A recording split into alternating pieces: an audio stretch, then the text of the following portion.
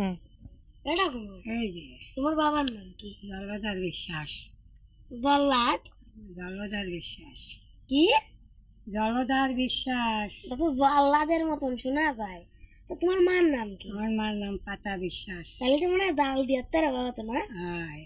যে এই ভাত রান্তি হতো পাতা রে তো পাতা দাও পাতা। হয়। তাই কলেই পাতা দিয়ে তো রাঞ্জে কলে গেছে। তাই তোমরা মুক্তিযুদ্ধের সময় হইলে? হইলাম। ইন্ডিয়ায় গিলে নাই তোমরা নাকি যুদ্ধ? আমরা গিয়েলাম যুদ্ধ হলি, আমরা গিয়েলাম যাইয়ে ভালো আমাকে যত্ন করিল, খাতি করতেও দিল। তা আমরা কম মায়ের জ্বালা আসলি এখানে নাকি। তারপরে আমরা চলে আসলাম দেশের মায়ার জ্বালায়। আর সেই তো ভুল করেছি, যদি না আসতাম তাহলে আমাকে কিছু আমরা করতে পারতাম। আর এখানে তুমি বড় হচ্ছ, একটু লেখাপড়া সেহ শিয়ে দেখি কিছু করতে পারো নাকি। একসময় আমাকে যে দেশ স্বাধীন করিল, মানে স্বাধীনতা সাহায্য করিল, এখন সেই দেশের সাথে বাংলাদেশ শত্রুতা করতেছে।